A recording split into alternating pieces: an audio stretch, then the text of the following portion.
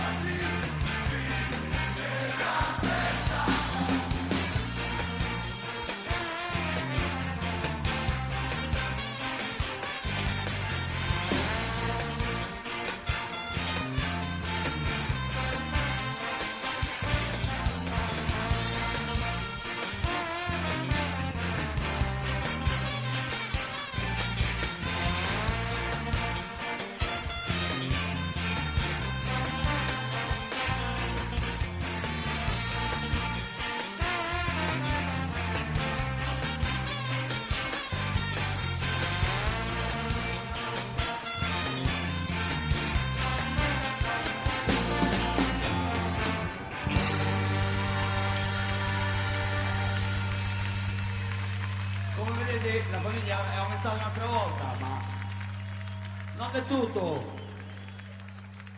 La macchina da guerra comprende anche Davide e Luca.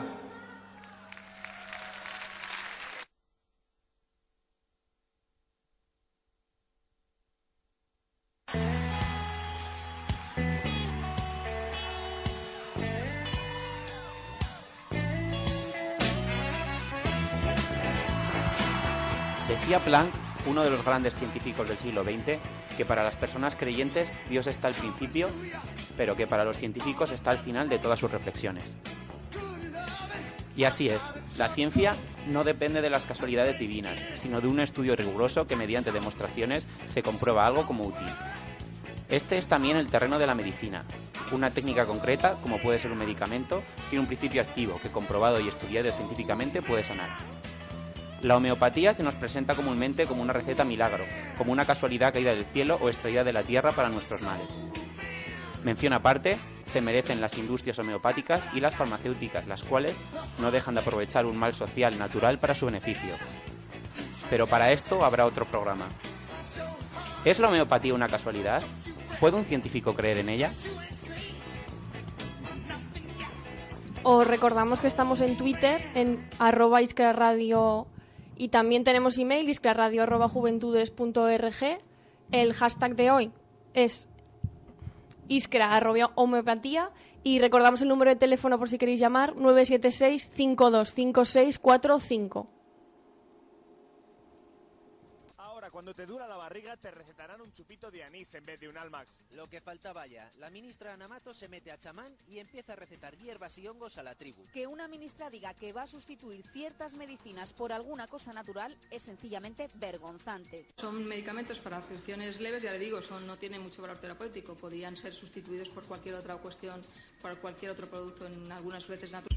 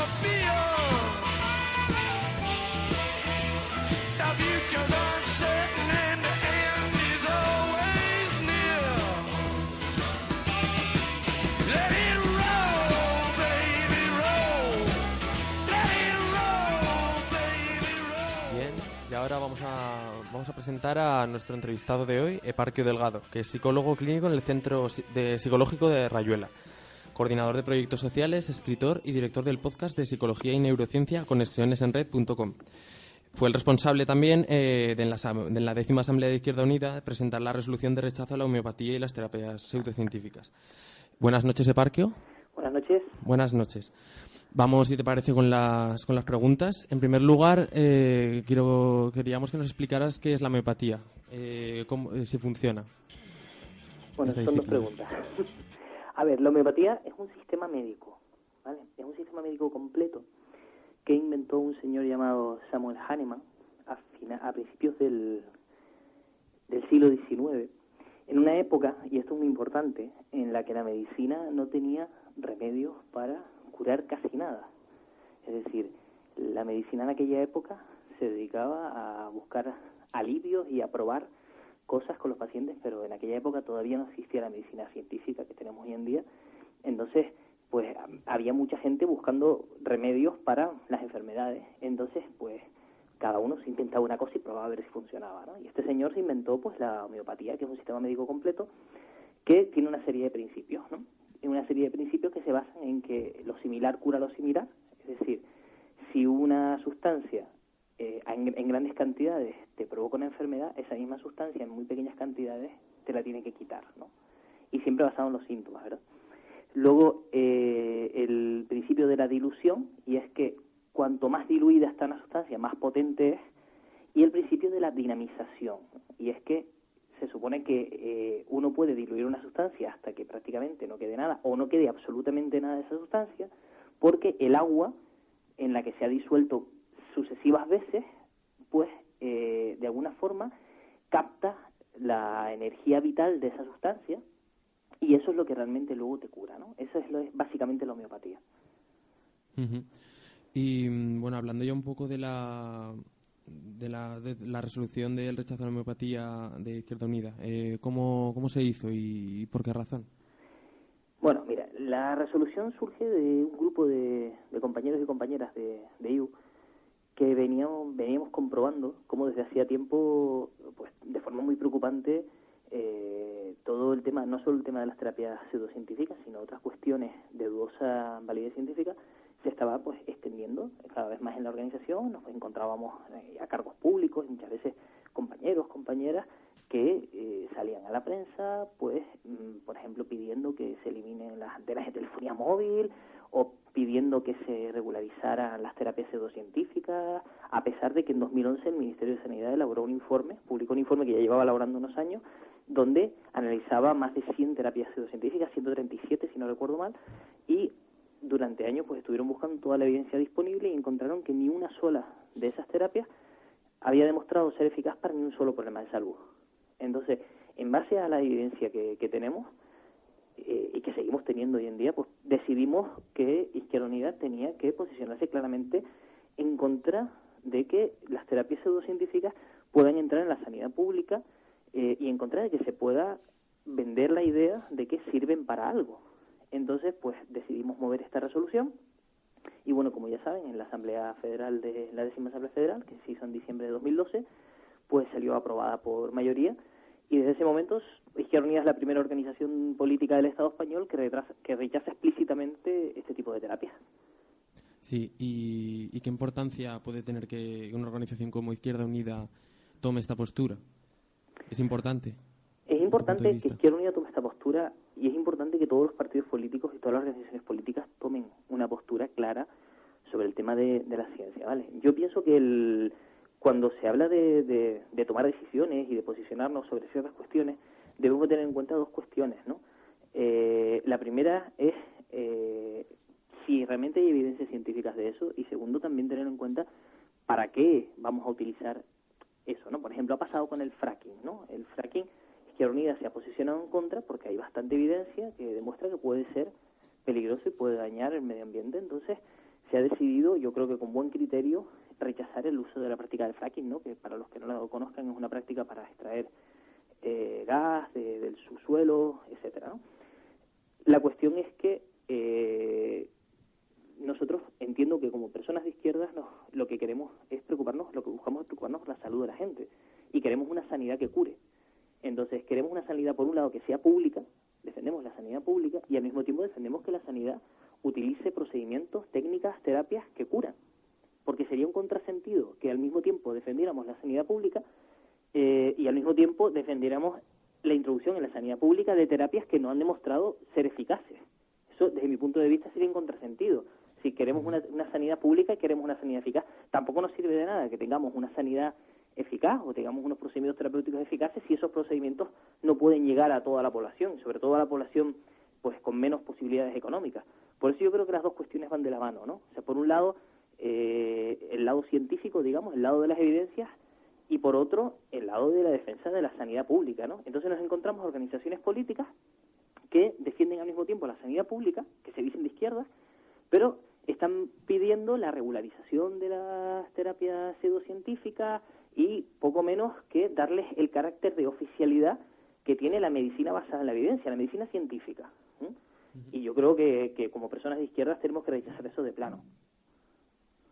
Bien, muy bien, Eparquio, pues muchas gracias. Has dejado caer algunas ideas que utilizaremos en nuestra tertulia a partir de lo que has comentado. Muchísimas gracias. Muy bien, muchas gracias. Buenas noches. Venga, buenas noches. Hasta luego, salud. Hasta luego.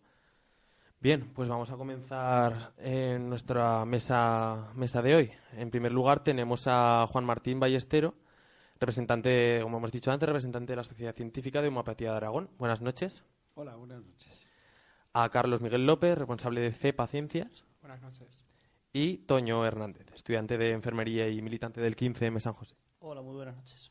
Bien, en primer lugar vamos a dejar, como hemos tenido una entrevista cargando contra la homeopatía y la defensa de esta disciplina, vamos a dejar que Juan saque una conclusión o intente responder a alguna de las ideas que ha puesto Eparquio sobre la mesa. Te doy la palabra, Juan, si te parece. Bueno, la verdad es que a mí, yo ya estaba enterado de esta resolución y realmente me llamó mucho la atención porque precisamente es un partido político que casi tenía que haber sido el último en dar pues su opinión en este sentido tan contrario a la homeopatía, dado que bueno, pues, si en la historia de la homeopatía, basándose en España exclusivamente, que fue de los países de Europa principales en la homeopatía anterior al franquismo, y a raíz de la política derechas, pues fue la que hizo que en España desapareciera la homeopatía hasta finales de los años 70, puesto que tiene el concepto, digamos, como muy liberal dentro de lo que es la filosofía de lo que es el tema sanitario y... En fin, la verdad es que me llama mucho la atención porque, bueno, ha hablado de muchos puntos importantes, pero centrándonos en lo que es el tema sanitario a nivel de nacional, pues bueno, hay mucha evidencia científica hoy en día que da la homeopatía como una terapia muy positiva y que indudablemente pues está clara a lo largo de los más de 200 años que lleva el desarrollo, desde, como bien ha dicho, desde Hahnemann, pues bueno, que el crecimiento es continuo a nivel mundial, no solamente europeo, ¿no? Yo tengo muchos datos que puedo dar más adelante cuando se me solicite, ¿no? Bien. Pues vamos a, en primer lugar, ya empezando un poco todos a comentar, quiero que defináis, como lo ha hecho antes Eparquio, qué es la homeopatía y también que si podéis contrastar las diferencias que tiene la homeopatía con la medicina convencional. Ha hablado ahora Juan, pues si quieres ahora Toño mismo. Bien. Sí, perfecto. A ver, la homeopatía, como bien ha dicho el compañero psicólogo, es una pseudociencia caracterizada por el empleo de preparados altamente diluidos. Fue inventada por el médico sajón Samuel Hahnemann y se basa en tres principios fundamentales que, como bien ha explicado el compañero, que el primero es que lo igual cura lo igual, El segundo se basa en la dinamización y la potenciación, que es que este principio se basa en que cuanto más diluida sea una sustancia, más potente será. Y luego el tercer principio se basa en la agitación, digamos, de esa disolución en diferentes dimensiones para, como bien ha dicho anteriormente el compañero, conseguir, digamos, esa energía, digamos, de la sustancia que se supone que va a ser la que va a tener el principio activo para curar supuestamente al paciente. Y luego me has dicho que diga las medicinas con la convencional. Sí, diferencias que crees que pueda tener con la medicina convencional. La medicina convencional se basa en que hay un fármaco que contiene un principio activo que actúa fisiológicamente y bioquímicamente en un lugar concreto, ¿vale? Y que tiene unos efectos concretos en el organismo, ¿vale? Luego, los preparados homeopáticos, en muchos de ellos, porque como bien he dicho antes, cuanto más diluido se supone que más potente está, ¿vale? La probabilidad de que en una disolución, en muchas de esas disoluciones, haya una sola molécula de principio activo es bajísima. Y por lo tanto, estamos entrando en un preparado que digamos que es muy poco probable que tiene una sola molécula que pueda curar a ese paciente, digamos. Bien. ¿Quieres contestar, Juan, para que des tu visión? Como ya hemos oído dos definiciones de dos personas en contra. Me gustaría puntualizar. Y luego vamos con Carlos. Quería tomar nota, puesto que ha dicho pues muchas cosas, pero vamos, en principio, en cuanto a los principios, hay otros principios, pero digamos que el principio de similitud, no de igualdad, la isopatía, que es de iso, igual, y patía, enfermedad, no tiene nada que ver con la homeopatía, que es similitud ante la enfermedad. Entonces, el principio de similia similibus curentur, que también el psicólogo no ha detallado exactamente, no lo inventó Hahnemann, lo desarrolló. Hahnemann, en cuanto a sus estudios y sus trabajos que hizo en su época. El principio de similia similibus curentur, o sea, lo similar cura lo similar, fue nombrado este principio por el llamado padre de la medicina, por Hipócrates. Lo similar cura lo similar y lo contrario cura lo contrario. Entonces, eran esos dos principios. A través de Galeno pues se desarrolló fundamentalmente la ley de los contrarios. Y la similitud se desarrolló a través de Samuel Hahnemann, haciendo unos estudios durante 40 años aproximadamente, que fue a base de experimentación. Y la base más científica, mucho más científica que la alopatía, o sea, la medicina convencional, es precisamente eso, el que todo medicamento en homeopatía se ha experimentado en personas sanas. Yo tuve la oportunidad y afortunadamente en el año 92 de participar como médico en una tesis doctoral de la Cátedra de Farmacología de Zaragoza, dirigida por el entonces catedrático Bartolomé y de un compañero mío, Enrique González, en la que se experimentó un medicamento traído del Tíbet, y ahí pasaron 55 voluntarios sanos pues para experimentar ese medicamento, el mirobalano chebula. Y bueno, pues ahí se llegó a comprobar en dosis experimentales. Las dosis experimentales en homeopatía son siempre dosis infinitesimales pero crecientes, hasta que llegan a producir una serie de síntomas, y así se conoce la acción del medicamento. De lo que se trata es precisamente de tratar a la persona que tiene unos síntomas similares a lo que se ha experimentado previamente en esa sustancia. Eso se ha reexperimentado y se ha experimentado durante pues todos estos 200 años. Y de hecho tenemos esa ventaja y ese inconveniente en homeopatía, que hay más de 2.500 medicamentos experimentados. Entonces el conocimiento de esa experimentación es sumamente amplia. Bueno, de ahí me podría alargar mucho, pero creo que mis compañeros, por supuesto, también tienen que hablar sobre este tema y Muy bien. Carlos, ¿quieres añadir algo a todo lo que hemos oído ahora? Sí, hemos oído muchas cosas. Bueno, lo primero sería desmentir el bulo de Hipócrates, que aparte de lo negativo que sería seguir pensando en medicina como pensaban hace 2000 años, Hipócrates estaba comprobando cómo curar envenenamiento con cicuta con ácido cocriónico, que no es similar, lleva arsénico los ambos casos, pero no es lo mismo. Y bueno, ¿cómo decir? Todos estos estudios que se han hecho de homeopatía, ya sea por cátedras o por empresas o demás, o bien no pasan del efecto placebo, que es algo a tener muy en cuenta en la medicina, o bien no han llevado los métodos de doble ciego y que se exigen para cualquier medicamento. No olvidemos que los medicamentos tienen que tener que cumplir dos requisitos antes de comerciarse.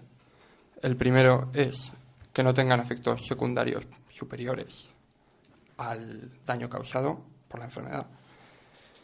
Y el segundo, tienen que demostrar su eficacia. Todos los productos homeopáticos que se venden, solo lo primero, que es más que sobrado, que el agua no va a producir efectos secundarios. ¿Podríais explicar, antes de entrar en debate, que veo que estáis apuntando los dos, qué es el efecto placebo? Explicarlo para todos los que están oyendo el programa. Bueno, yo creo que el efecto placebo, mis compañeros, ambos que han estudiado carreras de sanidad, lo saben mejor que yo. Sí, pues Toño, ¿quieres explicarlo? Vale. El efecto placebo es un fenómeno psicológico en el que los síntomas de un paciente pueden mejorar mediante el tratamiento con una sustancia placebo, es decir, una sustancia que no tiene efectos directamente relacionados con el tratamiento de aquello que estaría causando los síntomas de dicho paciente. Y es indispensable que el paciente no conozca que está tomando un placebo en lugar de un fármaco. Esta es una definición académica, ¿vale? Para traducirlo, digamos, pues a pacientes pues que, por ejemplo, estamos viendo que pues una planta de un hospital pues que tienen mucha demanda de atención por X motivos diferentes al apartado fisiológico, pues hay veces que se le decide dar un placebo a ese paciente y realmente pues hay veces que funciona, ¿vale? Luego quería responder, ahora que ya he definido el placebo al compañero homeópata, que vamos a ver que la medicina alostérica o la medicina convencional tenga mucho que mejorar, sobre todo en el apartado farmacológico, en el cual las empresas farmacéuticas influyen en el tratamiento, en la salida o no de determinados fármacos, dependiendo de sus intereses, no nos puede hacer aceptar otras disciplinas que no tienen un respaldo científico detrás. Y también decirle que en la mayoría, y estaría encantado al final de la entrevista o ahora mismo, que me diera datos de ensayos clínicos aleatorios, que si quieres también lo puedo definir, lo que es un ensayo clínico aleatorio para que lo vea. Puedes definirlo todo. Un ensayo clínico aleatorio es un ensayo en el cual cogemos a una muestra suficiente de la población, esto es importante, por lo que luego iré con eso de que has dicho de una muestra con 59, porque una muestra de 59 personas para un ensayo clínico yo creo que es... No es un ensayo clínico, es una experimentación, ¿eh? No tiene nada claro, que ver. pero es que para comprobar la efectividad de un determinado fármaco, un determinado preparado... No es efectividad tampoco. Bueno, pues para dejar que acabe y te doy la palabra a ti, ¿vale? Por supuesto. Para comprobar que funciona un determinado fármaco, un determinado preparado y demás, se hace un ensayo clínico aleatorio. ¿Es un ensayo clínico aleatorio a qué corresponde? Pues se cogen a un grupo de gente enferma, ¿vale? Y a ese grupo de gente enferma, a unos sin que ellos lo sepan se le da placebo y a otros sin que ellos lo sepan se le da el preparado homeopático. Y entonces, en el transcurso del tiempo habrá en los dos grupos gente que enferme y gente que no enferme. Entonces, a través de medidas de asociación se comprobará si hay un efecto directo entre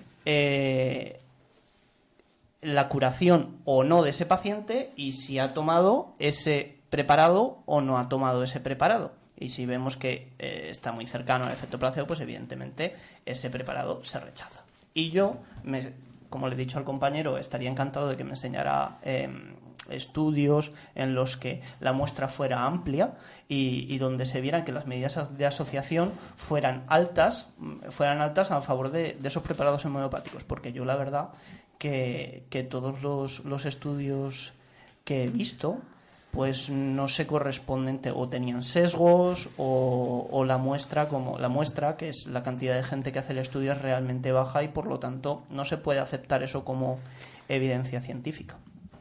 Bien, le doy la palabra a Juan, que querrá responder en primer lugar a lo que ha dicho Carlos y ahora a lo que ha dicho Toño.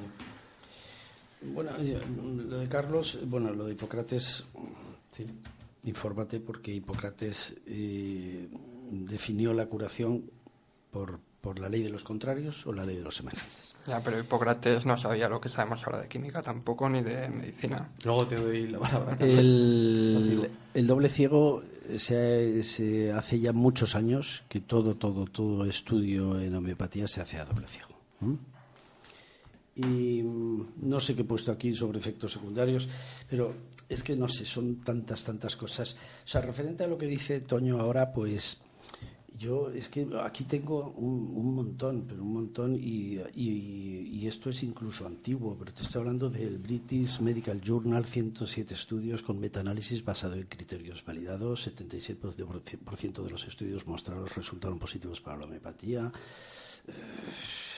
La evidencia de la eficacia de estudios randomizados, controlados, estudios minuciosos. Es que te puedo mandar un montón de información referente a lo que el Comité Europeo para la Homeopatía y la Organización Mundial de la Salud pues considera la homeopatía pues como realmente una terapéutica positiva.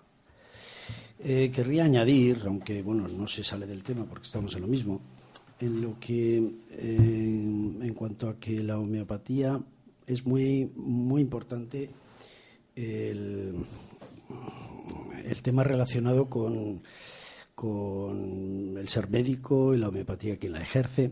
Desde finales del 2011, creo recordar, la Organización Médica Colegial definió la homeopatía, la reconoció como un acto médico.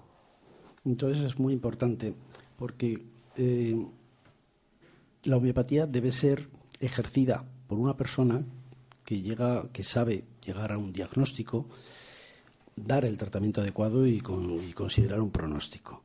O sea, en ese sentido, lo que es todo lo relacionado con las terapias, yo me refiero exclusivamente a la homeopatía, ¿no?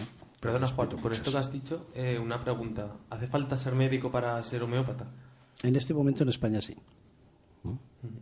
Bien. Hoy por hoy sí, por ley. Lo que pasa es que, todos sabemos que no es así. Y de hecho sí es muy importante porque hay muchas, digamos que una de las entidades más representativas a nivel del territorio nacional es la Federación Española de Médicos Homeópatas, la que pertenecemos 11 comunidades, y diferentes zonas pues dan cursos, incluso a no médicos, pero lo hacen precisamente pues para formar en la homeopatía muchos relacionados con ciencias de la salud, muchos muy interesados cada vez más en farmacéuticos y por supuesto en veterinarios, que también creo que hablaremos de este tema que es muy importante. Entonces, pues esto se hace con el fin de saber llegar a conocer el campo en el que puede abarcar cada persona en particular. O sea, un farmacéutico puede incluso prescribir, entre comillas, en su establecimiento, pues un medicamento homeopático y, por supuesto, un diplomado en enfermería, pero siempre conociendo los límites. Bien, le doy la palabra a Toño ahora. ¿Habéis acabado ya con...? Sí, es que es un tema que con lo que ha dicho Toño yo podría seguir hablando, pero prefiero que... Bien, vamos a aportar por supuesto, claro. Bien, pues venga, Toño. Por eso estamos, ¿no? Muy bien, pues lo que ha dicho el compañero de los estudios, estaré encantado al final de la entrevista que me facilites... Yo aquí tengo unos estudios de homeopatas muy interesantes. Homeopathy has a clinical benefit in rheumatoid arthritis. Bueno, es de homeópatas, como ha dicho, que Escuela de Medicina Primaria, de homeopatía, Michigan, no sé qué, aquí lo tengo. Hay muchísimos. Sí. Ellos mismos afirman que no pasa el efecto placebo. En el abstract hay de todo, es bastante interesante. El escepticismo es muy generalizado. En los propios homeópatas. Toño, que hable Toño, que tenía la palabra. Sí, a ver, a eso iba, a lo que ha dicho el compañero Carlos, te llamas, ¿verdad? Sí, Carlos. Te lo preguntaré 1000 veces. Bueno, que de estos estudios que estamos hablando, que tú has expuesto y demás, estudios epidemiológicos, como tú bien sabes porque eres médico, no te lo tengo que decir a ti, hay de muchos tipos, ¿vale? Puede haber estudios descriptivos, puede haber estudios ecológicos, puede haber estudios de comunitarios, pero lo que valida que un fármaco salga o no a la venta son ensayos clínicos aleatorios. Ensayos clínicos aleatorios donde se compruebe la eficacia de un fármaco o de un preparado, en este caso de homeopatía, con el placebo. Y ahí, hombre, después, claro, de un proceso previo de validación, por supuesto. Pero lo que al final da ese salto a que ese fármaco se pueda comerciar y demás son los ensayos clínicos aleatorios. También voy a decir una cosa, que aunque voy a decir que vais a ver que durante todo el debate voy a estar más o menos en contra de la homeopatía, como enfermero o como futuro enfermero quiero decir una cosa a favor. La homeopatía tiene algo que hace realmente bien. Algo que hace realmente bien. Es tratar al ser humano como un ser holístico. ¿Esto qué quiere decir? Que tratar al paciente en su globalidad, con sus diferentes factores, y no como un ser exclusivamente fisiológico al cual hay que arreglar, como una máquina, ¿vale? Y esto creo que hay muchos profesionales sanitarios, y en la sanidad pública también, que lo hacen realmente mal. Afortunadamente, yo en mi carrera, que es enfermería y demás, en primero ya nos enseñaron que el ser humano es un ser indivisible con diferentes factores, psicológico, social, ambiental, fisiológico, y que no se puede tener una visión global y no se puede tratar a un paciente en unos índices de calidad si no se toma como una globalidad y se toma solamente el apartado fisiológico, Y esto lo hacen realmente bien, y creo que es una de las cosas que muchos profesionales, pero no porque sea homeopatía, quiero decir que esa característica yo creo que muchos profesionales de la salud la tendríamos que llevar a cabo, porque es realmente útil para conocer cómo se encuentra el paciente. Yo puedo explicar varios casos en los cuales pues pacientes que llegan a una consulta con nervios, con alterados, que están mal y demás, y llega el paciente y le dice, bueno, usted tiene un trastorno gastrointestinal, te doy el medicamento X. Y luego entra la familia o entra la enfermera y le dices, pero usted sabe que esta señora acaba de perder a su marido, o acaba de perder a su hijo, o ha sufrido un proceso traumático de cualquier parte. Y esa persona está teniendo un proceso gastrointestinal derivado de ese problema. ¿Entienden? Eso es súper importante y lo quiero dejar súper claro, por eso me he extendido un poquito. Y bueno, ya está. ¿Sí? ¿Algo que decir? Sí. Yo imaginaba que sí. Yo muchas cosas. No, y le agradezco a Toño bueno, y además está ahí cuando queréis hablar, pedir palabra. Vale, van surgiendo perfecto. Ideas, puntualizaciones. Le agradezco el tema de la medicina holística, porque también creo que hay que relacionarlo con esa comparativa de ensayos clínicos, en el sentido de que la homeopatía precisamente tiene la mayor dificultad desde el punto de vista alopático de la medicina convencional, es que no puede hacer. La medicina convencional se basa en la estadística. En la homeopatía se basa en la individualidad sintomática. Una persona puede ser tratada con un tratamiento determinado con una patología determinada y otra persona con una patología muy distinta puede ser tratada con el mismo tratamiento. Porque la valoración individual te lleva a que la similitud en su experimentación te cubre la mayor similitud en relación a los síntomas que padece esa persona. Entonces, claro, esto, si resulta que una persona le estás tratando con un medicamento y su motivo de consulta es un proceso depresivo y resulta que le estás tratando a otra persona con ese mismo medicamento por una patología digestiva, dices, esto no me cuadra, ¿no?, desde el punto de vista convencional, pero en homeopatía sí. Entonces, ese es el problema, entre comillas, que tiene la homeopatía relacionado con el convencer, digamos, decir, bueno, pero vamos a ver, usted, ¿con qué medicamento, qué estadística tiene usted para tratar un problema de una bronquitis asmática crónica? ¿Qué medicamento? Puedes definir una serie de medicamentos, pero nunca puedes decir nada porque no hay una... En homeopatía nunca se puede decir, desgraciadamente, este medicamento es específico para esto. Porque cada persona tiene características individuales. Yo siempre he dicho que primero soy médico antes que homeópata y, por tanto, tengo que conocer lo que en medicina se llama patognomónico de la enfermedad. Patognomónico quiere decir que es lo típico, los síntomas típicos de la enfermedad. Eso yo lo debo conocer como médico, pero eso para mí es secundario en el tratamiento homeopático, porque el tratamiento homeopático se basa en las características individuales de cómo manifiesta esa persona una serie de síntomas que te llevan a un medicamento determinado. Dejo ya la palabra. Carlos, ¿quieres decir algo? Sí, bueno, una puntualización. Ahora, un momento. Hablas Carlos y luego Toño, que también veo que está apuntando. Os pido que seáis un poco breves para dar paso luego a otra sección y volveremos con otro debate. Os daré la palabra a Juan para que responda y ya seguimos. Bueno, puntualizar que claro que la medicina y todo va a funcionar mejor individualizado, que todas las personas somos genéticamente distintas, eso es evidente, pero la homeopatía real, la que nos llega a nosotros, es igual que la medicina convencional o las farmacéuticas convencionales. Medicamentos, bueno, productos en masa que se venden en las farmacias me duele la cabeza, tome usted esto. Realmente la holística y demás no la manejo. ¿Toño? Sí.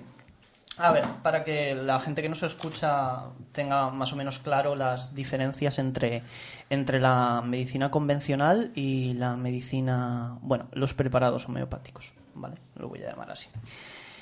Si, por ejemplo, usted llega y tiene mucha secreción nasal, ¿no? Pues usted le recetan pues un preparado anticatarral que tiene efedrina, ¿vale?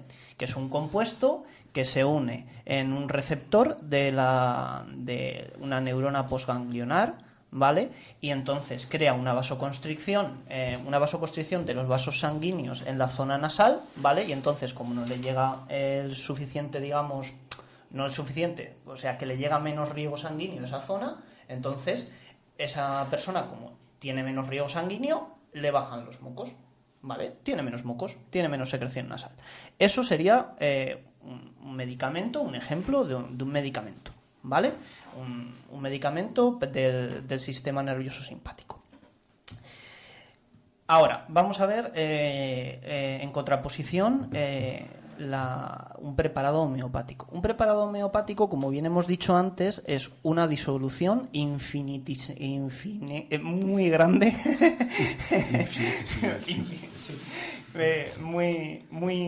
muy amplia, ¿vale? Una disolución en la cual es, por esa magnitud de disolución tan grande, es altamente improbable de que haya una sola molécula de ese principio activo que el homeópata pone para curar, ¿vale? En esa disolución. Por lo tanto, en esa disolución únicamente hay agua. Entonces es improbable que esa disolución se pueda considerar esta disciplina como una ciencia. Como una ciencia y mucho menos meterla en en la universidad. Yo lo veo una auténtica barbaridad. De eso vamos a hablar dentro de unos momentos. Más adelante. Juan, te doy la palabra cuando volvamos, en la próxima vez que volvamos al debate, a la mesa, ¿vale? Que tenemos que meter ahora una sección que vamos ahora de tiempo. Te dejo responderle a lo que acaba de decir y comentamos el tema en cuestión. Y ahora vamos con la pregunta, nuestra sección de pregunta tonta de hoy. Si tan comunista eres, ¿por qué no le das todo lo que tienes a los pobres? Primero, porque los comunistas queremos que los pobres dejen de serlo, no porque nosotros les demos nuestras pertenencias y dinero, sino porque hay un sistema justo en el que se les garantice un trabajo, una casa, una alimentación sana y todo aquello que les garantice una vida digna. Segundo, aunque los comunistas diéramos todas nuestras pertenencias a los pobres, la desigualdad seguiría existiendo. Esta desigualdad es inherente al sistema capitalista, donde unos pocos, los capitalistas, se apropian de la riqueza generada por los trabajadores. Tercero, la caridad, por tanto, no es la solución al problema de la desigualdad social. Es más, beneficia a los mismos que generan la desigualdad porque la perpetúa, permitiendo que las mismas estructuras sobrevivan desviando la atención sobre la verdadera raíz del asunto. Cuarto y último, la única solución a la desigualdad pasa inexorablemente por la conciencia de clase, olvidando y superando las diferencias entre trabajadores más pobres y menos pobres, y logrando así organización popular que consiga erradicar la propiedad privada de los medios de producción para que se conviertan en propiedad social.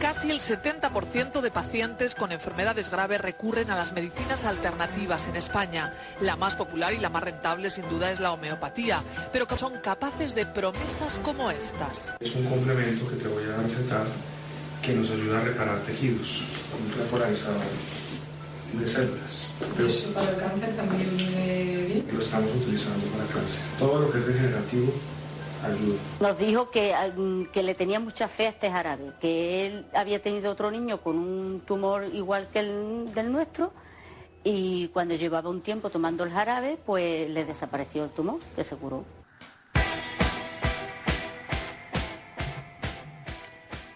Y vamos ahora con Alberto Rebel, coordinador general del colectivo de estudiantes progresistas de Aragón. Hola, Alberto. Hola, buenas noches. Buenas noches. Bueno, pues vamos a hablar, esta entrevista es con motivo de la cátedra Boirón sobre homeopatía en la Universidad de Zaragoza. Cuéntanos un poco sobre esta cátedra. Vale, pues esta cátedra es una cátedra que está en la Universidad de Zaragoza desde finales de 2010, ¿vale? Y es una cátedra que viene impulsada por una de las mayores farmacéuticas de Europa, en los laboratorios Boirón. Sí. Desde que se implantó la universidad, quiero recordar que fue la primera, no sé si de España o en toda Europa incluso, hemos estado en contra, y hay gente que ha estado en contra de esta cátedra, pero aún así la universidad ha salido ofertándola. Porque... El problema básico que vemos a la hora de que la universidad tenga estos planes dentro de sus másteres, etcétera, es que no se trata de una medicina aprobada, no se trata de una ciencia, es una pseudociencia en la que podemos creer o no creer, pero no se puede jugar así, es algo que juega con los sentimientos de la gente, y creemos que la universidad no debe estar detrás de eso. Si una persona si se la quiere tomar, si ella cree que le va a funcionar, de acuerdo, pero la universidad es una universidad pública, y sobre todo, aparte de eso, el problema es que esto viene de influencias de grandes empresas. O sea, es otro de los problemas, que no es simplemente porque la gente que haya puesto la cátedra crea en la homeopatía, sino que responda a los intereses de una empresa con mucho beneficio, que no busca más que afianzarse en la universidad en el proceso de mercantilización que estamos sufriendo. Con todo esto que has dicho, ¿qué significa que el claustro universitario se posicione a favor de esta cátedra? ¿De que esta cátedra dejará de impartirse? A ver, hay que recordar que el claustro de la Universidad de Zaragoza, las decisiones que salen de ahí no son algo vinculante, pero sí que obligan a la universidad, en Consejo de Gobierno, que digamos es el órgano que está por encima del claustro, obliga a que se trate allí y se debata allí. O sea, ayuda a que este debate no se cierra, porque además no únicamente no está CEPA en contra de esta cátedra, sino que mucha gente del ámbito de las ciencias está en contra de que Boirón tenga la mano metida en la Universidad de Zaragoza. Entonces da pie, no quiere decir que se vaya a eliminar ya, pero da pie a que podamos seguir avanzando y conseguir que deje de estar Boirón en la universidad. ¿Y podrías decir alguna razón más de por qué CEPA, o profundizar en por qué CEPA se posiciona en contra, o se debería posicionar en contra de que exista una cátedra como la de homeopatía? Pues básicamente son las que he nombrado antes. Primero, porque es una pseudociencia que está jugando con la creencia y la salud de la gente, y eso es algo que no debería promocionarse desde una universidad pública. Y lo segundo, y más importante, o igual de importante, es que es una empresa privada que poco a poco se están adueñando de la Universidad de Zaragoza. Está todo dentro de un proceso de privatización y mercantilización de la universidad que no podemos permitir, y menos ahora si es apoyándose en estas pseudociencias. Vale, como conclusión de esta entrevista, puede valer. ¿Quieres añadir algo más, Alberto? No, simplemente animar a la gente que crea que esto no debería darse a que se haga oír. Muy bien. Pues nos despedimos ya de Alberto Rebel, coordinador de CEPA. Buenas noches. Buenas noches. Y vamos a dar paso ahora, a partir de esta entrevista y todo lo que hemos hablado anteriormente, vamos a dar paso a Juan, que tendrá que responder, bueno, también hilado con este tema. Antes acabado Toño diciendo que no se puede considerar una ciencia a la homeopatía, y que ya ha introducido un poco lo del tema de la cátedra que hemos hablado ahora. Es tu turno ahora para responder, Juan. Bueno, vamos a ver. Primero, con respecto a Carlos, que ha dicho pues el tema de que no considera la individualidad desde el momento en que pide en la farmacia pues algo pues para una patología en concreto y se lo dan. Bueno, en ese sentido también es un tema muy amplio, puesto que hoy por hoy los farmacéuticos, afortunadamente, quiero pensar que es positivo el que cada vez están informando más o trabajando un poco más en el tema de la homeopatía. Entonces, pues en muchas ocasiones dan un tratamiento relacionado con alguna patología en concreto. Eso no es homeopatía, realmente no es una homeopatía puramente clásica desde el punto de vista individual. Allí entraría o enlazaría el tema de Boiron, ya no de la cátedra, sino de una multinacional importante que, bueno, que tiene sus puntos muy positivos, pero también negativos bajo el punto de vista de la homeopatía clásica. ¿Por qué? Porque, bueno, pues porque hay siempre en toda la industria farmacéutica, sabéis que la potencia económica a nivel mundial es tremenda, y Boiron entra dentro de esto, ¿no? Entonces, pues bueno, la formación, no solamente a farmacéuticos, sino por supuesto también a médicos, pues entra y muy de atención primaria en este momento, a nivel del Sistema Sanitario Nacional de Salud, pues forma médicos con idea de prescribir medicamentos homeopáticos. Pero la individualidad se queda un poco atrás. Bueno, no me quiero alargar más en este tema, y con respecto a bueno, todo el tema que ha comentado Toño, yo tengo aquí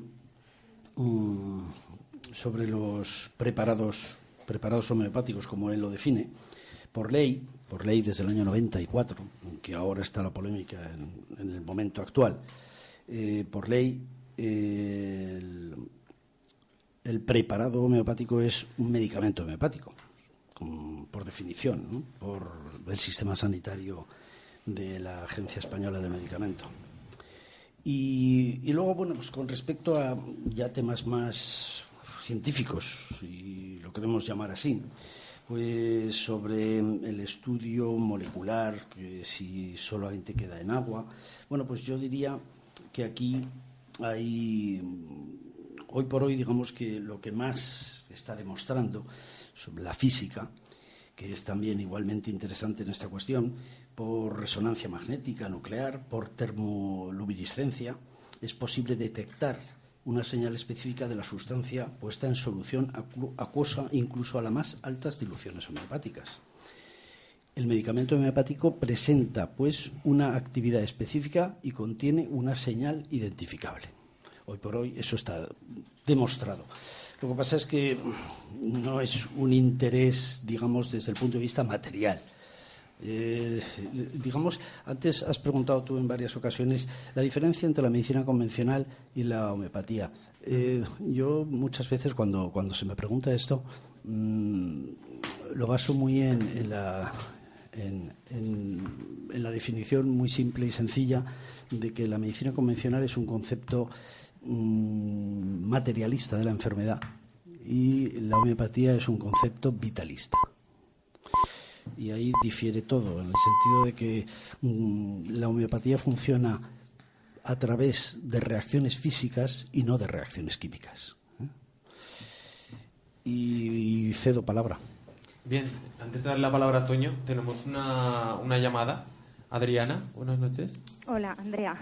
Andrea, perdona. Mira, primero agradezco que me deis esta oportunidad de comentar una cuestión que yo creo que para todos los que están en la mesa es interesante, porque nos habla del punto de vista de la mercantilización de la homeopatía en las oficinas de farmacia especialmente. Cuando yo comento esto lo hago como trabajadora de una oficina de farmacia, y lo que sí que quiero que sirva como denuncia es que los laboratorios homeopáticos, hoy por hoy uno de ellos lo habéis nombrado varias veces, pero hay otro especialmente relevante, son los únicos laboratorios a los que podemos aconsejar sin una receta de un médico, y que además nos dan incentivos directamente a los trabajadores de la farmacia. Esto yo creo que es llamativo. Cuando en una farmacia tienes productos de dermocosmética, ahí los mismos clientes saben perfectamente que son productos casi cosméticos. Tienes productos de dietética que tienen una efectividad, la que sea, y que van dirigidos a cosas muy, digamos, muy leves. Pero luego tienes los productos homeopáticos que cada vez se asemejan más a los productos de la medicina, o por lo menos que pretenden aliviar. Disculpadme que no tengo conocimientos científicos, no puedo hablar con ese vocabulario, pero bueno, que pretenden aliviar o curar casi al nivel de los productos de la farmacia tradicional. Sin embargo, la farmacia tradicional, los laboratorios que trabajan con farmacia tradicional, los trabajadores de una farmacia no nos pueden dar incentivos. Y sin embargo, los de homeopatía sí. A lo que voy, sí que se está formando en determinados aspectos a farmacéuticos y, como decía el compañero, se puede estar formando a médicos de atención primaria y tal. Pero realmente a los trabajadores de la farmacia, y aquí estoy hablando de auxiliares, de técnicos y de farmacéuticos, no solo no se nos explica, no solo no tenemos formación, sino que tenemos incentivos por vender eso. Antes lo decía en Twitter, muchos habrán visto mis tweets, lo que es súper llamativo es que tú tienes un producto al que llaman antibiótico natural y a una persona que te viene a la farmacia con las anginas inflamadas, con fiebre, se le diga que eso es un antibiótico natural. Y si hablamos de personas mayores que pueden tener a lo mejor un riesgo superior a una persona normal, me parece bastante peligroso. Entonces creo que a los propios profesionales homeópatas les tiene que interesar muchísimo llevar un control súper exhaustivo a estos laboratorios que están mercantilizando su propio trabajo. Bien, muchas gracias. Andrea, vamos a aprovechar ahora para mantenerte en línea y si uno de los compañeros quiere preguntarte algo, comentarte algo directamente.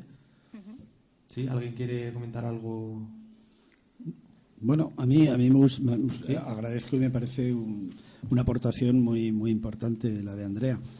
Y bueno, yo la verdad es que conocía el tema. No sé si definirlo como triste, pero es real. No debería de ser así, pero bueno, la industria farmacéutica pues tiene pues eso, ese gran poder de poder manejar, porque al fin y al cabo lo que le interesa es el fin económico, ¿no? Entonces, desgraciadamente, la homeopatía también está metido y cada vez está más metido, porque no tengo ahora pues los datos, pero son mucha cantidad de dinero lo que se maneja a nivel del medicamento homeopático en España, ¿no? Entonces, pues bueno, hay esos incentivos, pero yo creo que el control que decía Andrea más de los laboratorios, nosotros no podemos controlarlo. Lo que sí se debería o se podría o se debería de controlar es que la farmacia no haga una prescripción homeopática cuando realmente no conozca el tema en profundidad, y sin embargo cada vez son más la formación por parte de las multinacionales lo que hace formar a los farmacéuticos para que prescriban ellos, en el sentido de que bueno, pues cuanto más se prescriba, pues mejor. Bien, Andrea, ¿quieres añadir algo más? No, simplemente me quedo con la última frase del compañero, que es cuanto más se prescriba, pues mejor, porque realmente, como él dice, sintetiza el cuanto más, no la cantidad, no la calidad. Muy bien, Andrea, pues muchas gracias por esta aportación. A vosotros por dejarme intervenir. Venga, buenas noches. Saludo. Y seguimos con nuestra mesa. Ahora la palabra por fin a Toño. No, muchas cosas que decir. Sí, muchas cosas, porque se han dicho muchas cosas en la mesa y tengo muchas cosas que decir. A ver, lo primero que tengo que decir, que si no yo creo que me da algo, me ha parecido la cuña esta que habéis puesto, este señor que quería tratar algo tan serio como el cáncer con homeopatía, me parece algo repugnante, profundamente repugnante. Mi madre tiene cáncer y yo sé lo serio que es esta enfermedad, y me parece algo repugnante, y me parece que ese señor tendría que estar en la peor de las cárceles posibles, para toda la vida. Bueno, después de que me haya puesto un poco duro, voy a responderle al compañero homeópata, pues que aunque estemos de acuerdo en que la visión global del paciente es súper necesario y que mantener una relación terapéutica con él, teniendo en cuenta todos sus aspectos, es esencial para dar un buen tratamiento, sea cual fuere, y que es súper importante, esto no nos puede hacer despreciar el apartado fisiológico. De ninguna forma. El apartado fisiológico es esencial, igual que son esencial el apartado psicológico, el apartado ambiental y el apartado social. Es esencial, los cuatro. Y por tanto, si le estamos dando esa importancia al apartado fisiológico, hay que tener en cuenta que estos preparados homeopáticos, como ya hemos hablado anteriormente, están muy diluidos y que esa sustancia que presuntamente puede curar al paciente es muy improbable que haya una sola molécula de esa sustancia en esa disolución.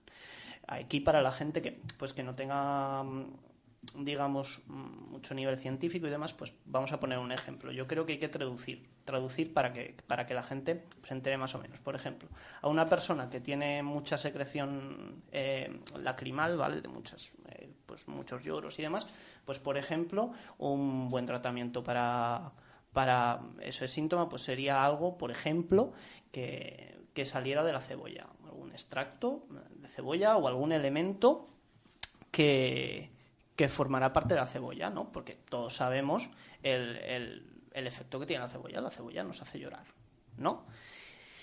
Y entonces eso el homeópata lo empieza a diluir, pero hasta unas cantidades enormes, con unas proporciones brutales, y entonces es realmente difícil que haya que haya una sola molécula de ese supuesto principio activo que tendría que curar. Luego, es que también lo de la homeopatía, si la aceptáramos como ciencia, es que muchas veces iríamos contra las mismas leyes de la física y de la ciencia.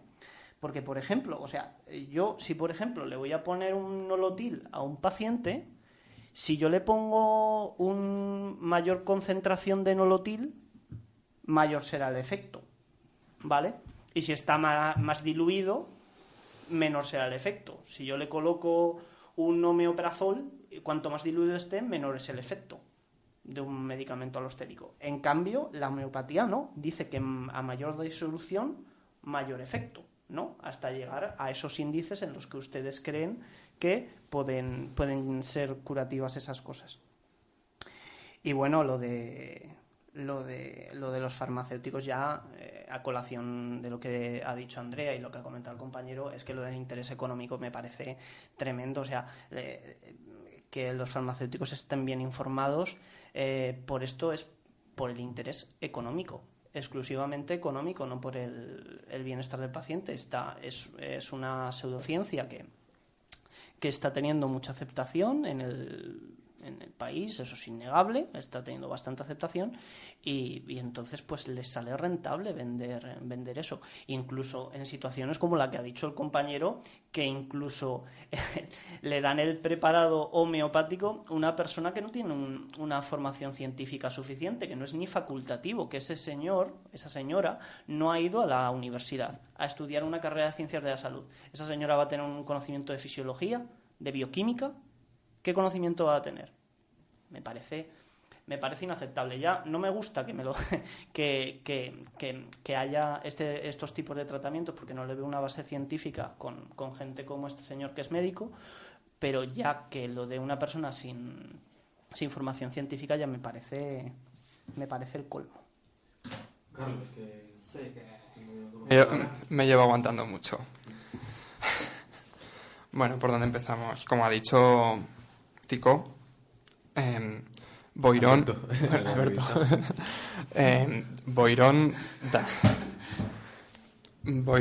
da clases de homeopatía pagando. O sea, todo esto que estamos oyendo de que cuanto más diluido mejor, que la memoria del agua y todas estas cosas, se dan en la universidad a base de pagar 30.000 euros. Yo no me imagino a una asociación de físicos, o ni mucho menos una empresa de físicos, pagando por dar la ley de la gravedad. O sea, no me imagino... Tome 30.000 euros porque de la ley de la gravedad. Vamos a ver. Evidentemente no. Claro que está mercantilizando la homeopatía. Es que la homeopatía sin mercantilización no existiría ahora mismo. O sea, si no tuviera todo este dinero, todos estos comerciales de farmacia en farmacia, de hospital en hospital, este dinero para meter dinero en las cátedras, para meterse en las universidades, para cambiar leyes. Estamos viendo que como decía, estaban temporalmente, ¿no? Bueno, desde el 94 y ahora dicen que sí, que no hace falta que estén demostrados. Bueno, todo esto es dinero. O sea, la cátedra de Boirón la hemos intentado quitar y nos han dicho que va a haber una comisión una comisión compuesta por 2 personas de Boiron y 2 de la universidad. A ver, esto no es jauja. Bueno, luego ha dicho un montón nuestro compañero Juan, un montón de palabras raras, de resonancia magnética, de ultravisible y demás. Sí, eso son técnicas que utilizan los analíticos, son técnicas que, como ha dicho, pueden medir una molécula en partes por millón, incluso por billón. Hay que decir que los analíticos se lo ocurran. Hoy mismo no me he podido preparar mucho el debate, pero estaba por la universidad y he ido a hablar con un catedrático de química analítica sobre el tema, y me ha dicho que, bueno, la resonancia magnética, como has dicho, lo utilizamos mucho para orgánica, no para compuestos inorgánicos y demás. Pero bueno, lo que ha dicho que era la leche era por plasma. Bueno, es una absorción por plasma, es una rayada. No lo vamos a explicar ahora, pero él se jactaba de poder medir medicamentos homeopáticos de 3CH como máximo, y eso ya era bastante. O sea, es una partes por millón. Creo que tenía uno precisamente de arsénico, y estaba bastante contento. Vamos a ver. ¿Podrías explicar esto un poco más accesible para Sí, bueno, los químicos analíticos se dedican a eso, a detectar sustancias en disoluciones y demás. Y claro, cuanto más sensibilidad tengan, más contentos están ellos, mejores son. Vamos. Las técnicas que tenemos ahora son impresionantes. Pero claro, o sea, tenemos el límite de que si no hay nada, no hay nada. A partir de 3CH no hay nada o no lo podemos detectar. Y ni una sola molécula. Como ha dicho, yo creo que con un chaval de cuarto de la ESO con una calculadora y el número de Avogadro con V, apuntado en un papel, puede demostrar que en un complemento homeopático no hay absolutamente ni una sola molécula. Luego, que las medicinas homeopáticas funcionan de forma física y no de forma química. A ver, de forma física se podría decir que cambian la temperatura, que emiten algún tipo de radiación, que cambian la conformación de una enzima. Eso se está trabajando ahora, es un campo muy interesante. De forma química hablamos de que hay una unión entre los compuestos y un intercambio de electrones, etcétera, que es cómo funciona la química, la bioquímica, bueno, cómo funcionamos nosotros. Tenemos ya los procesos de cada uno establecidos químicamente, y hay evidentemente procesos físicos, como los neurotransmisores, etcétera, e incluso conformaciones de las proteínas. Pero vamos, que un medicamento funciona de forma física, sí. Hay medicina de forma física como la radioterapia, pero no me imagino un compuesto actuando de forma física, y la verdad es que me gustaría que me ilustrara. Sí. Palabra para Juan, y cuando termines de responder a todo lo que consideres necesario, quiero lanzar también otra pregunta al aire para que me la respondas. Es si debería el sistema público de salud cubrir la homeopatía. Respondes primero a lo que tengas que responder, vale, y seguimos el debate por ahí. Bueno, vamos a ver. Siempre me dejo cosas, pero vamos a ver, con respecto a lo que ha comentado Toño primero sobre algo, bueno, pues lo que hemos estado hablando, lo que ha estado hablando él fundamentalmente como algo positivo, como medicina holística, medicina individualizada, la totalidad sintomática, pero ha materializado también el hecho de hacer una valoración fisiológica, yo diría más bien fisiopatológica, de lo que es el problema, digamos, de la persona. Ahí hay una alteración de la fisiología, entonces, bueno, pues hay una fisiopatología desde el punto de vista, digamos, orgánico, puede ser también mental. En homeopatía se valora la totalidad y se hace una jerarquía sintomática. O sea, una persona puede venir, como él muy bien ha puesto el ejemplo, pues por una patología digestiva, que estadísticamente es la patología funcional, o sea que digamos que el aparato digestivo es el que menos tiene la culpa, pues porque el sistema neurovegetativo, parte del sistema nervioso, es el que canaliza la patología digestiva, pues por una muerte de un ser querido o porque tiene una preocupación con su pareja, por ejemplo. Entonces, bueno, pues el organismo está avisando de alguna forma, está avisando también individualmente, puesto que hay quien le da unas jaquecas por un problema así, o quien tiene una alteración en su tránsito digestivo. Entonces, bueno, todo esto es la individualidad sintomática que te hace dar el medicamento. Pero indudablemente la jerarquía es importante. No es allí el importante el hecho de que tenga que ir 4 veces al baño y con unas heces diarreicas, sino que la causa o la etiología ha sido pues ese problema emocional o psicológico que ha tenido esa persona. Entonces, ahí es donde tienes que valorar lo que es la individualidad. Y ahí es donde das el medicamento que consideras. Él se ha puesto, digamos, un poco tenso en el tema del cáncer, y más, desgraciadamente, teniendo algo tan cercano. Yo estoy tratando muchos problemas de cáncer, pero no lo estoy tratando directamente, sino que me vienen como medicina complementaria. Es algo que no hemos tratado y que considero que es importante, porque la medicina homeopática no es ¿cómo se dice? O sea, el decir, bueno, pues la homeopatía y nada más. La homeopatía está comprobado que ayuda a las personas que están con tratamientos muy agresivos, como es la quimioterapia, la radioterapia, para que no tengan tantos efectos secundarios y valoren mejor su calidad de vida. Que en ese sentido está comprobada la homeopatía como muy eficaz. Luego también él ha comentado algo que es muy típico en homeopatía, el hablar, pues eso, que si la cebolla, que si te produce cuando cortas cebolla un poco de lagrimeo y picor nasal y moquita. Una cosa es el tratamiento sintomático y paliativo, y otro es el tratamiento curativo. Cuando tú estás pues con una serie, con una crisis, digamos, alérgica, y estás pues achis y con un lagrimeo, pues el Allium cepa, que es la cebolla, en homeopatía todo medicamento se define en latín, su nombre genérico en latín. Entonces el Allium cepa, la cebolla, pues puede estar muy indicado, entre otros. Nunca, como antes he dicho, nunca hay nada específico, pero es uno de los medicamentos. Bueno, pues te puede ir bien, pero indudablemente que no te va a quitar ese terreno alérgico, esa predisposición alérgica que tienes. Ahí tienes que tratar a la persona, con sus características individuales, y puedes realmente llegar a quitar ese terreno alérgico. Con respecto a Carlos, ha hablado, sí que además antes no hemos comentado nada, y me alegra que haya hablado de la cátedra. Yo la verdad es que es un tema que casi prefiero no hablar, porque en parte estoy hasta de acuerdo, en el sentido de que me parece muy bien que la homeopatía se expanda, pero desgraciadamente cada vez hay menos homeopatía pura, clásica. Hay muchas tendencias, y en esas tendencias están muchas preferencias que, bueno, pues que se salen de la homeopatía clásica como tal, ¿no?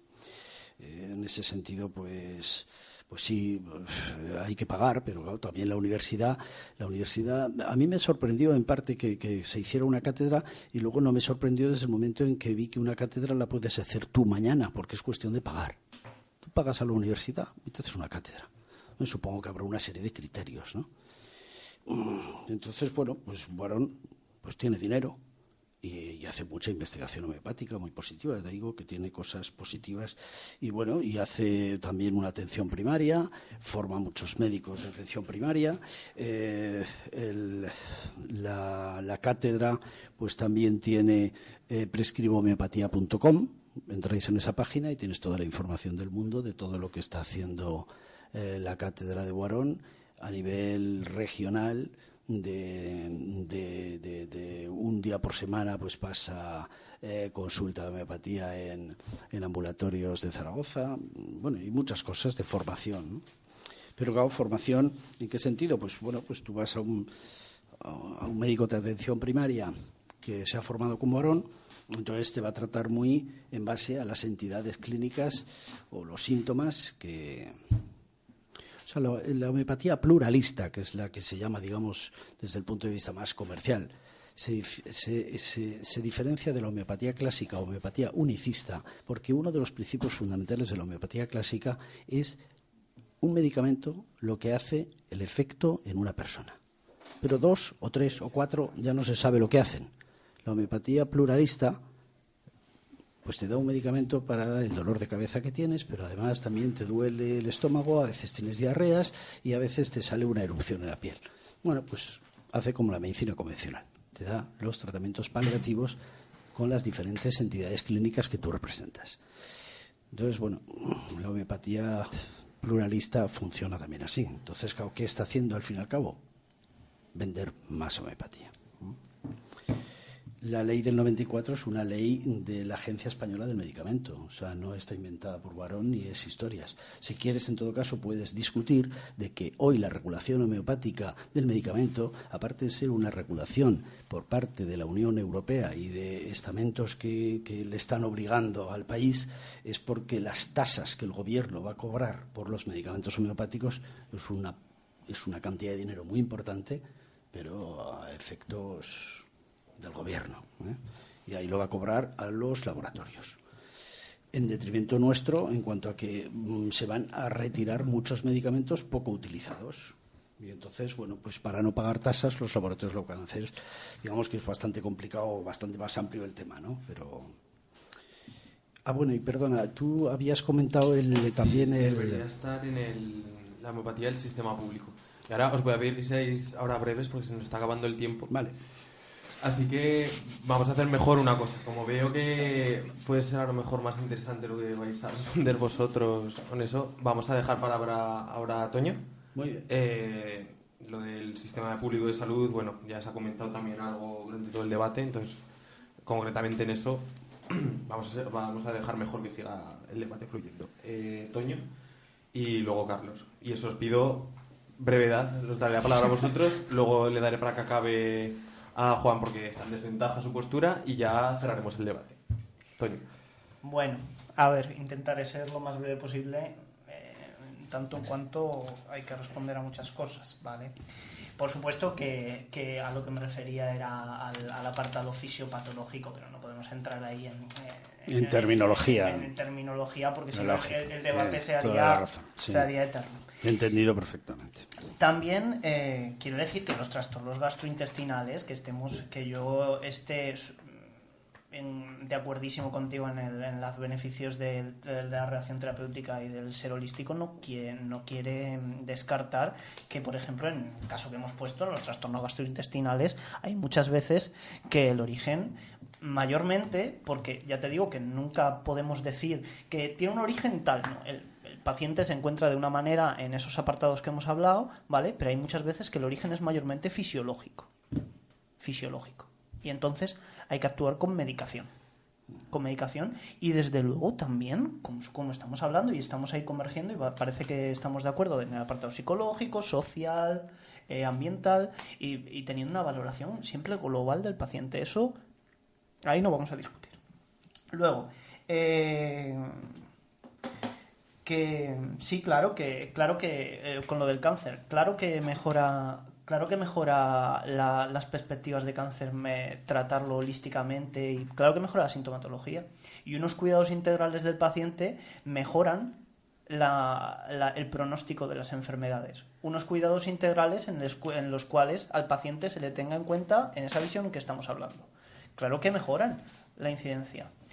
Pero eso, y enlazando con lo que quería meter de la salud, yo creo que no debería estar en la salud. Lo que debería haber en la salud son unos cuidados integrales al paciente.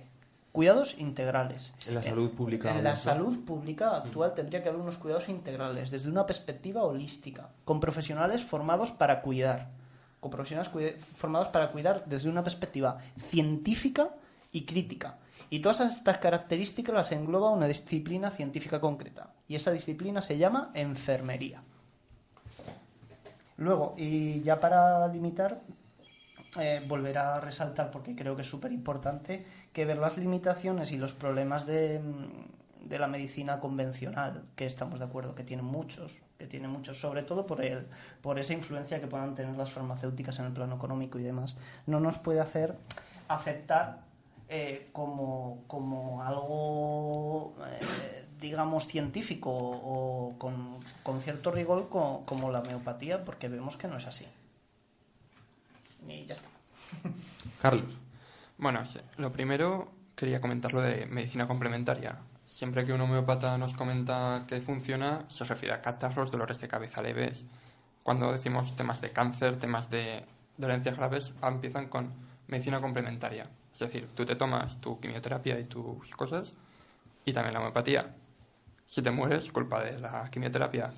Si sobrevives, gracias a la homeopatía. Es como bendecir un barco y echar la culpa al ingeniero si se hunde. Bueno, luego, otra cosa ya que veo que terminamos, como han dicho mis compañeros, evidentemente las farmacéuticas, multinacionales, lo que sea, claro que tienen unos terribles problemas. Claro que, vamos a ver, podemos estar trabajando un programa entero de farmacéuticas, podemos hablar de sus inversiones que no favorecen nada a las enfermedades del tercer mundo o que no favorecen nada a temas como el Parkinson, mientras invierten millones en Viagra, pasan de Parkinson, por ejemplo. Podemos hablar de los precios de los medicamentos, mira, ojalá haya un Iskra Radio y podemos trabajar bien. Sí, seguramente lo habrá. Pero esto no significa que nos tengamos que aliar con otras multinacionales, como pueden ser Boiron, HDO o cualquiera de estas. Vamos a ver. Lo que tenemos que hacer es hacer lo que hemos hecho siempre, cambiar los objetivos de estas grandes empresas. Que dejen de ser por el beneficio propio, por dinero, y que empiecen a ser por la salud de los trabajadores. Por la salud de los trabajadores y trabajadoras, vaya. Bueno, para esto ya tenemos nuestros sistemas. Luego, quería decir que a lo que ha dicho al principio nuestro compañero de que Izquierda Unida no es el último partido que debería hacer esto de prohibirlo, bueno, de no integrar la homeopatía en el sistema de salud. Vamos a ver. La religión, la derecha, siempre se ha valido de la religión. O sea, la religión, la magia, son lo que nos permiten pensar abstraernos de la realidad y pensar en una recompensa en un futuro, ya sea después de la muerte, ya sea debido a esta magia que estamos hablando, de la magia del agua y demás. Una recompensa, pagando tal dinero, te abstraes del mundo, me tomo mi chi, mi chakra, va mejor. No, señores, nosotros estamos hablando de abrir los ojos, de ver la realidad y de cambiarla. Y bueno, yo creo que ya está. Perdón, Juan. Sí, puedo. Es que me vienen cosas. Por ejemplo, antes Carlos ha comentado un tema muy importante. Mira, comenta todo y conclusión, y vamos haciendo vuelta a la y conclusiones y cerramos debate. ¿Vale? Conclusiones que no sabría concluir, pero bueno, pues comenta lo que tengas que comentar. Bueno, pero no, una cosa que estaba hablando antes, relacionado con el catedrático que estaba hablando recientemente y sobre el número de Avogadro. Yo de esto tengo muy poca idea, pero sí que sé, y creo que debo saber, ese número de Avogadro que estudiábamos en el colegio se traduce en homeopatía hasta la 12 centesimal hahnemanniana. Ahí vuelvo un poco a lo que hablaba Toño en relación a, y también lo hablaba Carlos, eso del agua y que no hay sustancia. Hasta la 12 está comprobado que hay sustancia. Lo analizas y hay sustancia. Está el arsénico que hablaban, o está un veneno de serpiente, o está la cebolla. Cuanto más baja es la potencia, o sea, cuanto más baja es del número de Avogadro, estás más tratando precisamente eso, muy superficialmente a la persona. Estás tratando esa rinitis, esos estornudos que hablábamos antes con la cebolla. Pero si quieres realmente curar a esa persona, tienes que ir a niveles dinámicamente altos, que es lo que toca la reacción física de la persona, lo que toca ese desequilibrio energético de la persona. Ahí habría otro tema muy amplio que hablar.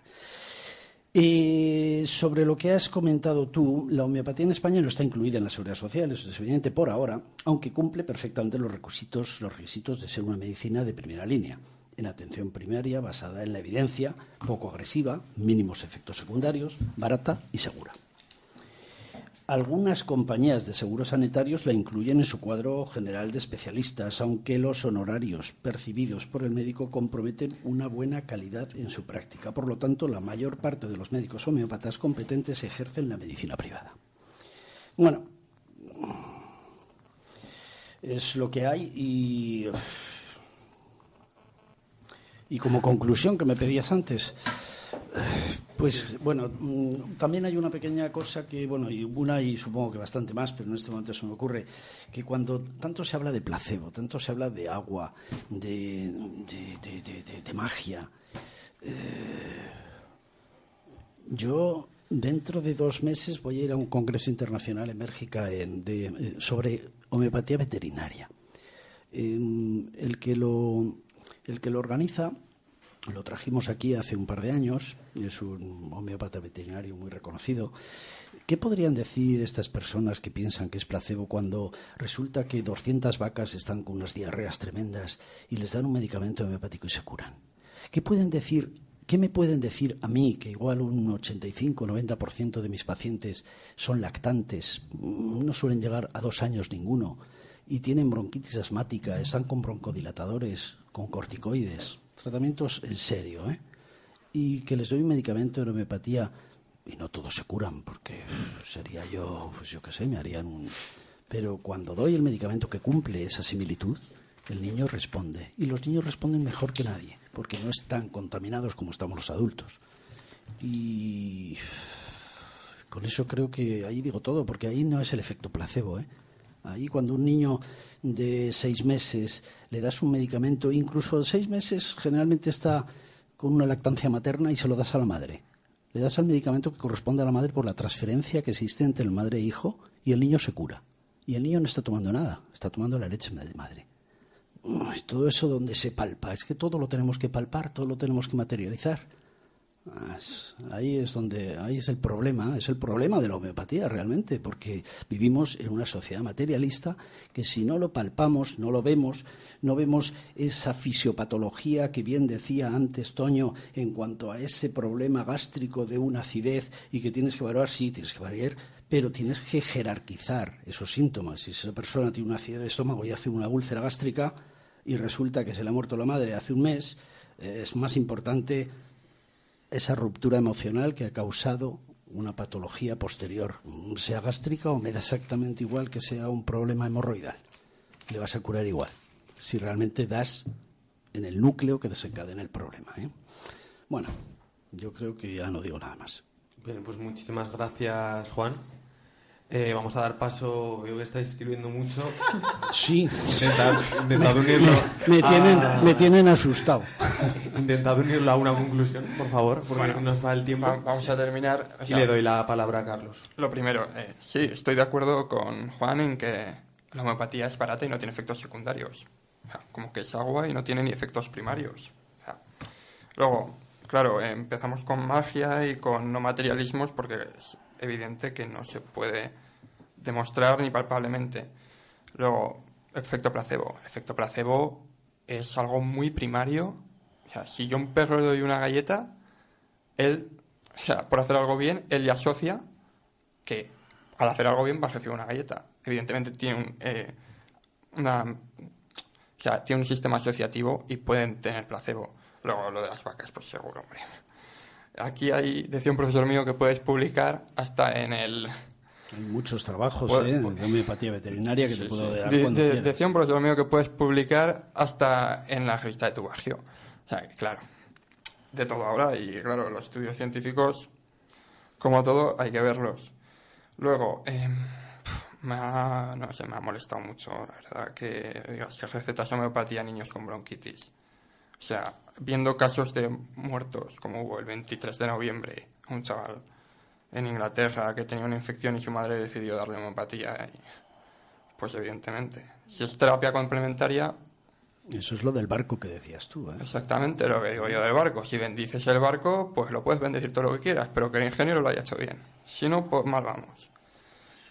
Y bueno, poco más comentar. O sea, que sí, frente a todas estas magias, religión y todo esto, materialismo y que no nos engañen. Toño. Bueno, muchas gracias, Carlos, por venir. Te despedimos a ti también. Estoy para lo que queráis. Buenas noches. Toño. A ver. Tus conclusiones. Sí. Eso de que dices que está basada en la evidencia, yo discrepo profundamente contigo. Yo no sé qué entiendes tú por evidencia científica, pero yo entiendo por evidencia científica un proceso en el cual se demuestra que esos tratamientos tienen un efecto mayor que el placebo. Si no tienen un efecto mayor que el placebo, para mí no tienen una evidencia científica de ningún lado. Por tanto, muchas disoluciones de las que tú has hablado, que creo que has dicho que era el 12 en la escala del... 12 centesimal. El 12 centesimal. Como tú bien sabes, muchas disoluciones exceden ese número. Sí. O sea, A partir de ahí es cuando realmente funciona la homeopatía. Pues fíjate. O sea, estamos hablando, para que la gente que no tenga mucha formación científica en el tema, estamos hablando de que le van a dar un tratamiento en el cual estamos diciendo que las leyes de la física han expuesto hace muchos años que es improbable que haya una sola molécula que sea curativa en ese preparado. Entonces, pues ya me dirán ustedes, juzguen ustedes mismos. Yo lo que quiero que salga de aquí la gente es con una capacidad crítica, que es lo más importante. Una capacidad crítica para poder cuestionarse estos planteamientos, y que busquen. Y que busquen lo que es el efecto placebo, que busquen lo que es un ensayo clínico aleatorio, que busquen pues temas sobre esto y se formen una opinión como me la formé yo. Yo antes de estudiar enfermería y de tener un conocimiento más o menos relevante, que tampoco me da... más o menos relevante sobre biología, yo no tenía una opinión formada. Esa opinión formada fue fruto de una reflexión crítica. Y yo creo que la gente lo que tiene que hacer es eso. Luego, lo de las vacas. Lo de las vacas y los veterinarios. Es que el sistema inmune es maravilloso.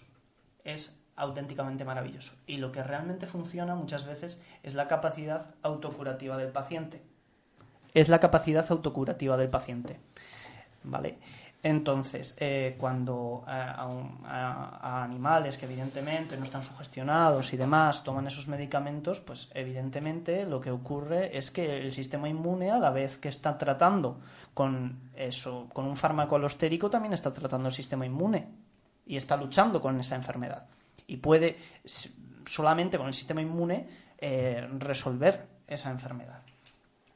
Con lo del caso de la úlcera gástrica que has puesto tú, lo voy a coger, te lo voy a robar un poquito. El caso de la úlcera gástrica de la mujer esta que se le ha muerto el padre, tal cual, pues es que tú has dicho que hay que priorizar. Claro que hay que priorizar.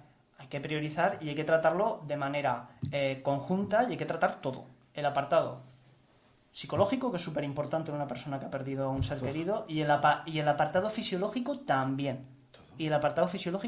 Porque una úlcera gástrica se puede poner eso de bastante difícil.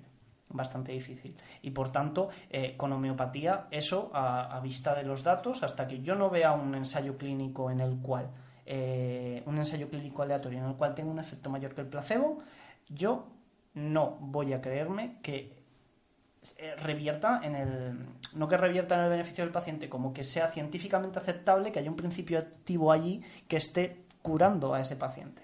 Y luego ya como conclusiones, que ya me están diciendo que tengo que acabar, digo sobre todo que la gente por favor se forme, que tenga una actitud crítica ante esto, que busque sobre lo que es un placebo, un ensayo clínico aleatorio y que busquen cómo funciona la homeopatía. Que lo busquen y que tengan una capacidad crítica con esto y con todo en la vida. Bien, pues muchas gracias, Toño. Buenas noches. Buenas noches. Corregidme si me equivoco, pero hemos visto dos posturas. Por lo que has comentado de que vivimos en una sociedad materialista, que a veces no hay que fijarse en lo palpable, lo que se puede palpar. Siempre. Y contrapuesta a la vuestra, que precisamente decís que por ese motivo, porque vivimos en un materialismo y hay que usarlo, esa filosofía, para analizar la realidad. Exactamente. Bien. Qué marxista. Bueno, la física y la química siempre han sido materias muy materialistas, ¿no? Entonces, te lo digo porque, bueno, no es el primer debate y siempre que he tenido debates han sido con, no sé por qué, la verdad es, pero siempre con personas que han estudiado ese tema, ¿no? Bueno, pues vamos a despedir ya la mesa. Buenas noches a los tres invitados y vamos con nuestra sección de formación marxista. ciencia y método científico. El método científico consiste en la observación, proposición de una hipótesis y la comprobación de que dicha teoría es consistente con lo observado. La gran ventaja del método científico es la ausencia de prejuicios. No se trata de creer a un investigador de renombre, simplemente basta con revisar sus experimentos y comprobar si sus resultados son o no ciertos. Esto sitúa las conclusiones a salvo de creencias personales y opiniones interesadas, además de ser independientes de la materia en cuestión. La ciencia debe estar sometida a una evaluación constante, ya que todos los experimentos realizados deben ser reproducibles y es beneficioso para el avance del conocimiento que se efectúen muchas veces, con el fin de encontrar posibles fallos en el método o en la teoría. La Fundación James Randi ofrece desde 1996 $1 millón de recompensa por la verificación de fenómenos paranormales bajo las condiciones de observación controladas. El premio todavía sigue vacante. Según palabras del propio James Randi, la ciencia se define como una cuidadosa, disciplinada y lógica búsqueda del conocimiento sobre todos los aspectos del universo, obtenida examinando las mejores evidencias disponibles y siempre sujeta a la corrección y la mejora mediante el descubrimiento de una evidencia mejor. Todo lo demás es magia y no funciona.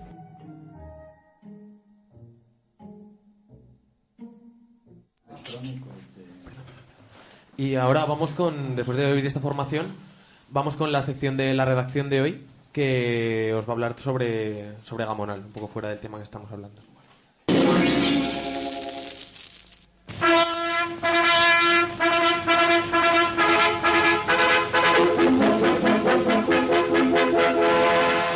Noticiario y documental de la redacción.org. Prepárate para dejar de ser manipulado.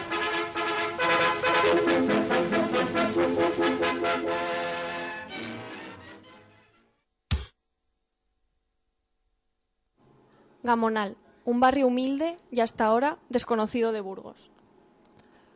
Bien puede ser el resumen de un país y su tiempo. Tenemos por un lado un barrio obrero, el más grande de Burgos, en el que los vecinos a duras penas llegan a fin de mes, donde hay paro, fin de subsidios, pensiones que se estiran para alimentar a toda una familia. Pues bien, de repente a este pequeño barrio de esta ciudad conservadora donde el PP ejerce la alcaldía con mayoría absoluta, tras años de desinversión y abandono, llega la inversión. ¿Sería para la guardería que está a punto de cerrar por 13.000 euros? ¿Inversiones para crear puestos de trabajo?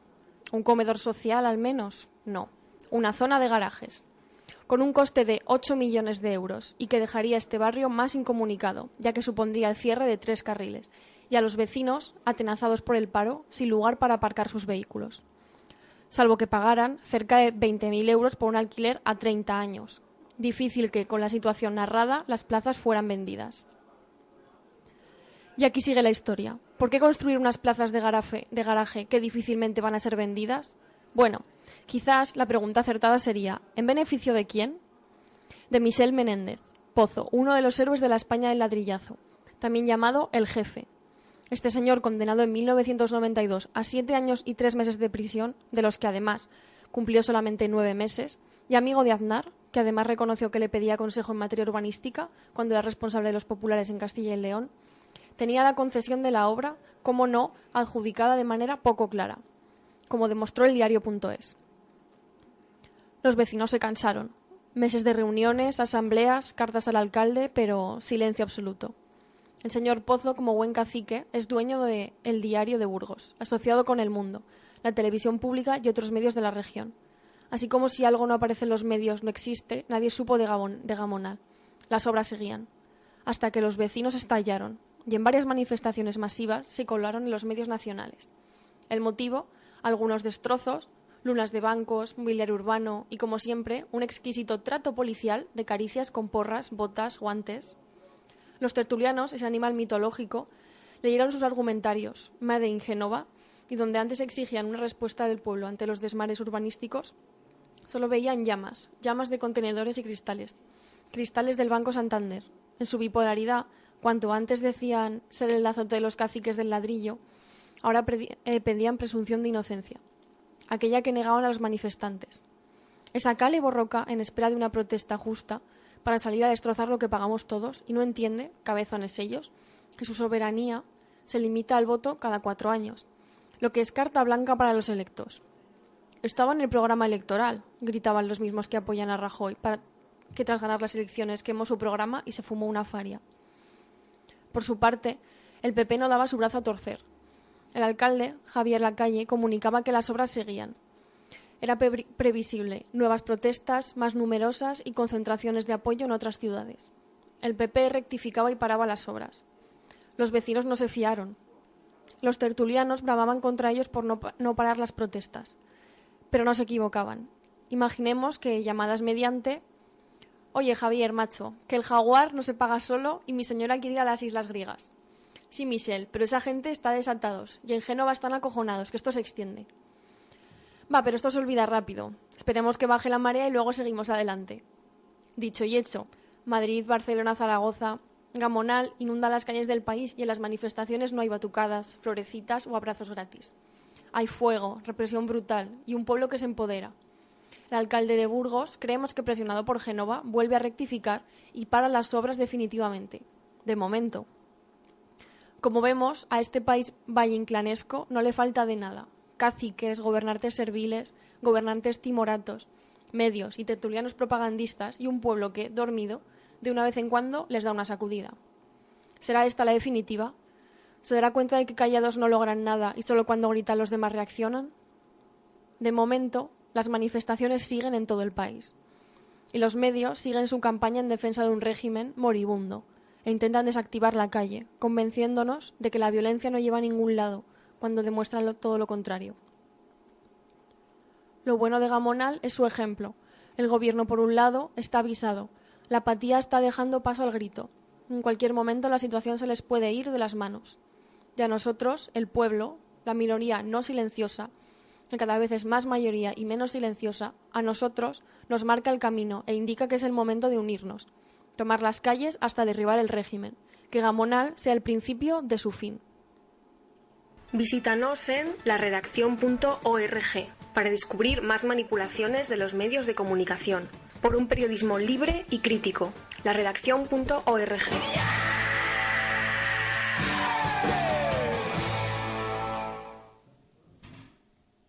Bien, pues llegamos al final del programa de hoy. Ha sido un debate interesante y algo diferente a lo que solemos traer ahí. El tema de la homeopatía siempre es interesante. No vamos a tener tiempo de leer convocatorias, pero una convocatoria que me ha señalado Toño, el compañero que estaba en la mesa, que el domingo en la Plaza Mayor de San José hay una concentración por la salud mental en los barrios. Y nada más, solo deciros que para el siguiente programa tendremos un debate, el segundo debate aquí en Iskra Radio con UPyD. Hablaremos seguramente sobre temas de actualidad como la situación en Euskadi y la doctrina Parot con los presos. Estará sin duda interesante. Y nos despedimos. Como todas las noches, podéis escuchar como todos los lunes, podéis escuchar Iskra Radio en Radio Mei a las 10. Buenas noches.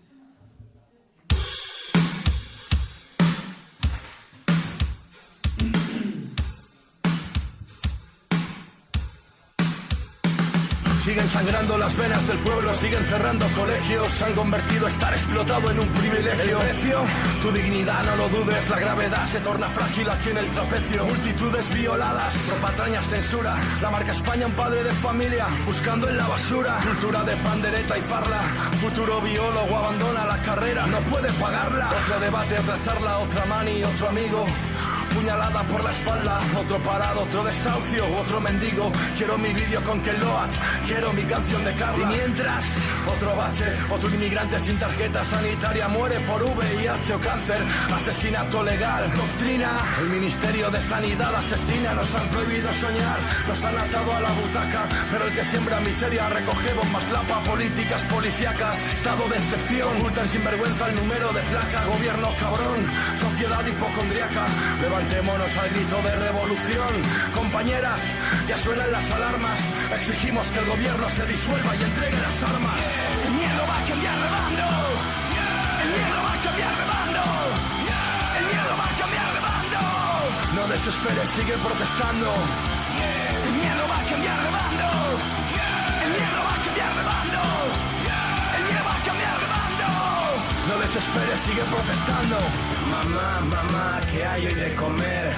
Y mamá ya no puede responder. No es Cuba, joder, es Occidente, donde el derecho a la vivienda es debajo de un puente, donde la muerte del inmigrante llega si es pobre, donde las leyes se instauran a golpes, donde la libertad no la deciden jueces, sino el dinero y la clase a la que perteneces, donde el joven español sueña con salir en Gandía Sor y ya no pelea, donde el trabajador asume su papel de esclavo esquirol y admira a Mancio Ortega. La realidad golpea, por eso hay que intentar canalizar el odio del pueblo, que tomen conciencia obrera, que sepan que el enemigo es de clase, no de raza o género, y que el miedo lo sienta el gobernante, él y el asesino de elefantes, que noten en sus carnes que está llegando el día en el que el pueblo retome la soberanía. Quieran o no, va a suceder. Cuando la indiferencia sea odio, van a caer. Y si quieren volver, el sucio les espera. Resistiré con mi fusil como Allende en la moneda.